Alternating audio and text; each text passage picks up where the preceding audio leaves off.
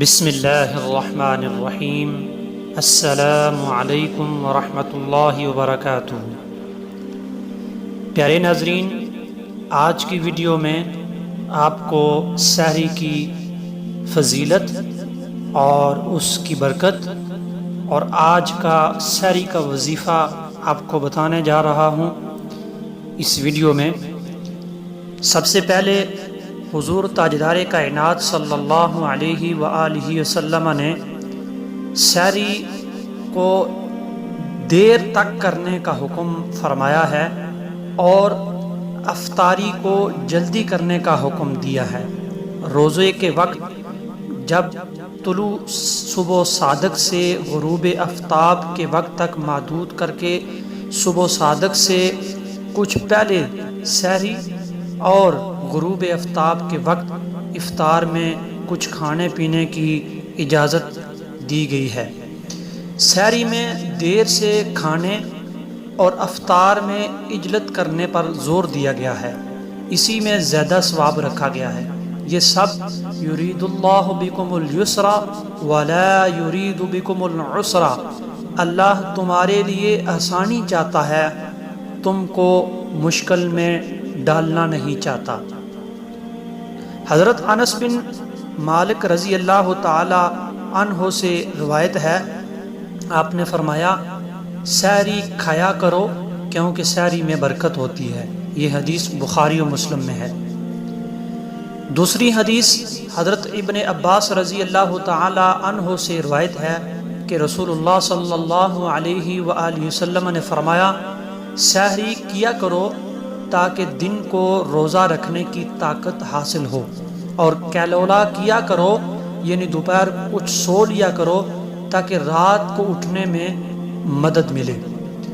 تیسری حدیث حضرت ابو سعید خدری رضی اللہ تعالی عنہ سے روایت ہے کہ رسول اللہ صلی اللہ علیہ وآلہ وسلم نے فرمایا سحری کھانا سراسر برکت ہی برکت ہے، اس کو چھوڑا نہ جائے، چاہے پانی کا ایک گھونٹ ہی کیوں نہ پی لیا جائے، کیونکہ اللہ تعالیٰ سحری کھانے والوں پر رحمت نازل فرماتے ہیں اور فرشتے ان کے لیے دعائیں کرتے ہیں۔ نبی پاک صلی اللہ علیہ وآلہ وسلم نے فرمایا میری امت کے لوگ اس وقت تک خیر پر رہیں گے جب تک افطار میں جلدی کرتے رہیں گے۔ دوسرے مقام پہ رسول اللہ صلی اللہ علیہ وآلہ وسلم نے فرمایا تین چیزیں اللہ تعالیٰ کو زیادہ محبوب ہیں۔ سب سے پہلے نمبر 1 افطار میں دیر نہ کرنا، نمبر 2 سحری میں تاخیر کرنا، اور نمبر 3 نماز میں ہاتھ پر ہاتھ رکھ کر یعنی دست بدستہ کھڑا ہونا۔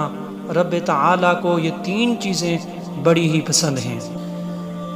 تو ناظرین، آج کا جو وظیفہ ہے بڑا خوبصورت اور بڑا ہی عمدہ، یہ انمول تحفہ ہے سحری کا۔